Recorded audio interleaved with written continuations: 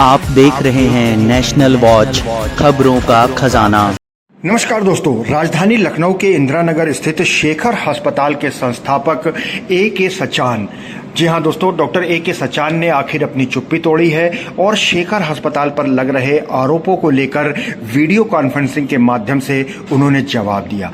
आइए आपको सुनवाते हैं राजधानी लखनऊ के एक प्रतिष्ठित होटल में हुई इस प्रेस कॉन्फ्रेंस में डॉक्टर A.K. सचान ने शेखर हॉस्पिटल को लेकर क्या क्या बातें सामने रखी हैं और किस तरीके से पारिवारिक विवादों के बीच में अस्पताल का नाम किस तरीके से खराब किया जा रहा है, इसके बारे में भी उन्होंने बताया है। आइए देखते हैं वीडियो कॉन्फ्रेंसिंग के माध्यम से डॉक्टर A.K. सचान क्या जानकारी दे रहे हैं।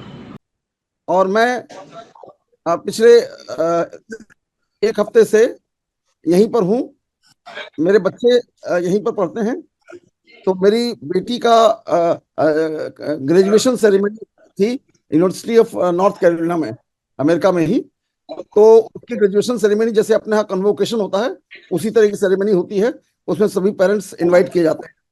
तो इसीलिए मैं यहाँ अमेरिका आया हुआ था और मैं नेक्स्ट वीक वापस इंडिया पहुंच रहा हूँ। लेकिन इसी बीच में कुछ ऐसी चीजें मैंने मीडिया जगत में देखी जो मेरे पास काफी देर से आई हैं। अभी पिछले दिनों में मुझे मिला, लखनऊ में तो आपको रोज दिखाई देता होगा, लेकिन मेरे को यहाँ कई दिन बाद मुझे सब सूचना मिली। तो जब मेरे पास सूचना मिली तो मैंने कहा मैं सभी लोगों को एक साथ संबोधित कर दूं कि क्या क्या विषय है, क्या प्रॉब्लम है जिस वजह से ये चीजें उपस्थित हो रही हैं। वास्तव में ये एक पारिवारिक कलह की घटना है, लेकिन चूंकि परिवार की कलह की घटना है इसलिए कोई भी व्यक्ति उस बात को पब्लिक में नहीं लाना चाहता है। मैं उस बात को पिछले 20 वर्षों से उस बात को भोग रहा हूं, लेकिन किसी भी कारण से वो बातें उचित नहीं होती है, कोई भी नहीं करना चाहता, इसलिए मैंने कभी अपना वो पक्ष नहीं रखा। क्योंकि अब ये सभी बातें पब्लिक डोमेन में आ गई हैं, इसलिए मुझे बताना आवश्यक हो गया है। मैंने ऋचा मिश्रा से 2006 में शादी की थी, मेरी पूर्व पत्नी के साथ डाइवोर्स होने के बाद। जो डाइवोर्स 2006 में ही हुआ था, उसके बाद उनके साथ मैंने शादी की थी। लेकिन वो शादी के तुरंत बाद ही उन्होंने अपने रंग दिखाने शुरू कर दिए। और मैंने शादी होने के बाद जैसे सभी लोग घर में अपने बच्चों को, अपने परिवार के लोगों को संस्थानों में शामिल करते हैं, तो उस समय मैंने इनको सभी जगह पर शामिल किया। हिंद चैरिटेबल ट्रस्ट में भी इनको ट्रस्टी बनाया और उसके अलावा शेखर हॉस्पिटल में इनको डायरेक्टर बनाया। चूंकि तब तक मैं सरकारी नौकरी में आ गया था, इसलिए मैंने डायरेक्टरशिप से यहाँ रिजाइन कर दिया शेखर हॉस्पिटल से, और मैं पूर्णकालिक किंग जॉर्ज मेडिकल यूनिवर्सिटी में कार्यरत हो गया।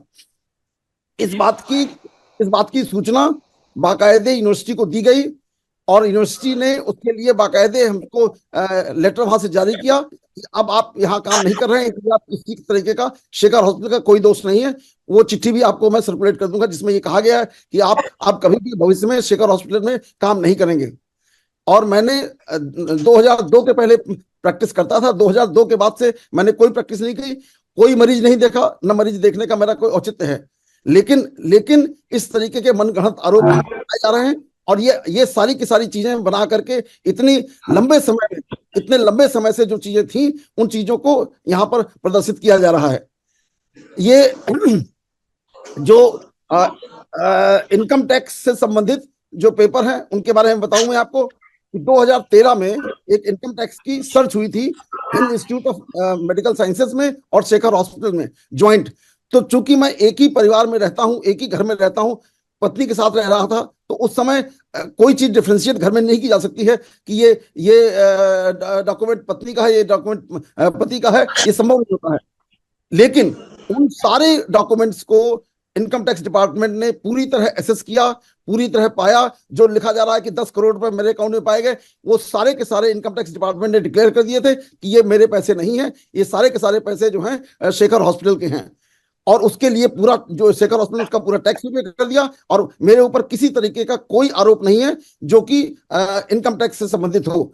और जो उसमें कहानियां लिखी जा रही हैं उसके पहले की हैं, जो इनकम टैक्स डिपार्टमेंट के ऑर्डर के पहले की हैं। उसके अतिरिक्त मैं यहाँ KGMU ज्वाइन करने के पहले क्योंकि मैं व्यापार में था, तो मैं वो शेयर खरीदना या म्यूचुअल फंड खरीदना ये सभी लोग करते हैं, और ये किसी भी नियमावली के विरुद्ध नहीं है। जितने भी डॉक्टर्स हैं केजीएमई में हो या कहीं भी हो, वो सभी लोग शेयर खरीदते हैं, म्यूचुअल फंड खरीदते हैं। ये एक सामान्य प्रक्रिया है और ये किसी सेवा शर्तों का उल्लंघन नहीं है। तो वो मेरे पास थे, और जो भी मेरे पास थे उसका 100% इनकम टैक्स, वो कितने भी रुपए उसमें बनते थे वो पूरे मैंने पे किए और पूरे मैंने अपने इनकम टैक्स रिटर्न में दिखाए हैं। इसलिए कोई वायलेशन या डिस्प्रोपोर्शनेट एसेट की जो बात कही जा रही है वो बिल्कुल पूर्णतः निराधार मनगढ़ंत है। क्योंकि अगर मैंने कोई पैसा कमाया, उसका इनकम टैक्स दिया, तो डिस्प्रोपोर्शनेट कहां से हो जाएगा? वो तो जो आमदनी मेरी है वही आमदनी में दिखा रहा हूं, इनकम टैक्स रिटर्न में दिखा रहा हूं। तो ये बिल्कुल गलत है। उसके साथ ही साथ मेरे पास किंग जॉर्ज मेडिकल यूनिवर्सिटी में, जहां मैं head of the department of pharmacology का, मेरे पास किसी तरीके का कोई फाइनेंशियल पावर नहीं है जिससे मैं पैसे कोई खर्च कर सकूं, आमदनी कर सकूं। जब पावर ही नहीं है तो मैं कहां से वहां से कोई भ्रष्टाचार कर सकता हूं? तो ये सारी मनगढ़ंत हैं, क्योंकि वो सब जगह इन्होंने अपने ऋचा जी जब से काम कर रही हैं वो पूरी की तरह एनार्की के रूप में काम कर रही थी, सब ऑटोक्रेटिक वे में काम कर रही थी। कभी किसी ट्रस्ट के मीटिंग में उन्होंने कोई अप्रूवल नहीं लेती थी, अपने मन से किसी को भी रख देती थी, किसी को भी निकाल देती थी, और ढेर सारी उन्होंने अनियमितताएं करी। इस कारण से ट्रस्ट ने उनको निलंबित कर दिया कि आप ट्रस्ट की एक्टिविटी में शामिल नहीं सकते, जिसमें कि मेरा कोई रोल नहीं है, वो ट्रस्ट का डिसीजन है। लेकिन उन्होंने उसको बजाय इसके कि शांतिपूर्वक बैठ करके ट्रस्ट से अपना जो उनको क्वेश्चन दिए गए हैं, जो जिन बातों का आरोप उनके पर लगाया गया उसका जवाब दें, उसके बदले उन्होंने ये आरोप लगाना और मीडिया में जाना और ईडी और सीबीआई का ये काम करना, ये सब उन्होंने शुरू कर दिया, जिससे जो पूर्णतः निरर्थक है।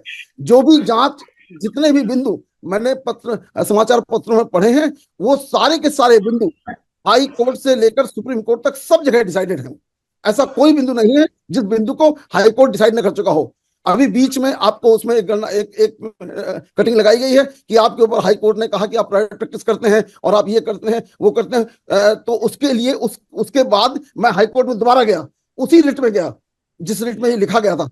मैंने कहा मेरे पास ऐसा कोई आरोप नहीं है, और उसको रिव्यू पिटीशन बोलते हैं। उस रिव्यू पिटीशन में हाई कोर्ट ने लिख के दिया है, उसका भी ऑर्डर आपको दे देंगे, जिसमें उन्होंने कहा है आपके ऊपर मैंने कोई आरोप नहीं लगाया। मैंने जनरल डॉक्टरों पे कहा है तो कोई डॉक्टर प्रैक्टिस ना करें, अतः आप इसको अपने यूनिवर्सिटी में देखें कि कोई डॉक्टर प्रैक्टिस नहीं करता है। लेकिन व्यक्तिगत रूप से हमारे ऊपर कोई आरोप नहीं है जिसमें ये सारे लिखे गए हैं 10 करोड़ रुपए पाए गए और ये पाया गया, वो पाया गया, वो कुछ भी वो हाई कोर्ट ने खुद कहा, उसका मैं ऑर्डर आपको दे दूंगा। लेकिन ये सब जो कुछ हो रहा है ये एक पक्षीय, सिर्फ बिना किसी जानकारी के हो रहा है। मेरा नाम सुनील दत्त त्रिपाठी है और शेखर हॉस्पिटल, मैं Shekhar hospital, Hind institute of medical sciences Safedabad Barabanki, Hind institute of medical sciences Sitapur, तीनों ग्रुप का सीएफओ हूँ। शेखर हॉस्पिटल का एडिशनल डायरेक्टर हूँ। फिलहाल अभी जो पूरा मामला चल रहा है वो सिर्फ और सिर्फ आपसी मतभेद है डॉक्टर साहब ऋचा मैडम का, और उसमें कोई भी सच्चाई नहीं है। आगे पूछिए। सर कुछ अलग तरह के आरोप भी लगाए जाए, जैसे आयकर के संबंधित और ट्रस्ट से भी रिलेटेड। उससे कोई मतलब नहीं है। दवाओं का भी एक बड़ा, दवाओं का भी कोई मतलब नहीं। दवा सिर्फ खरीदी और बेची जाती है, कोई मैन्युफैक्चरिंग उसमें नहीं होती है। जब मैन्युफैक्चरिंग नहीं होती है तो जो उसमें आरोप लगा है कि नकली दवाओं वाला, वो होना संभव ही नहीं है। मैम ने जो आरोप लगाया उसमें क्या है मामला, क्यों लगा रही है? फर्जी है, गलत है वो। नहीं, मारपीट का भी आरोप है। वो जिस दिन का जो तारीख है, जो तारीख को बता रही है किस तारीख को ऐसा हुआ था, उस तारीख में जो 4 लोग हैं वो 4 लोग से कभी उनकी मुलाकात हुई नहीं उस तारीख में। पीछे की वजह क्या हो सकती है?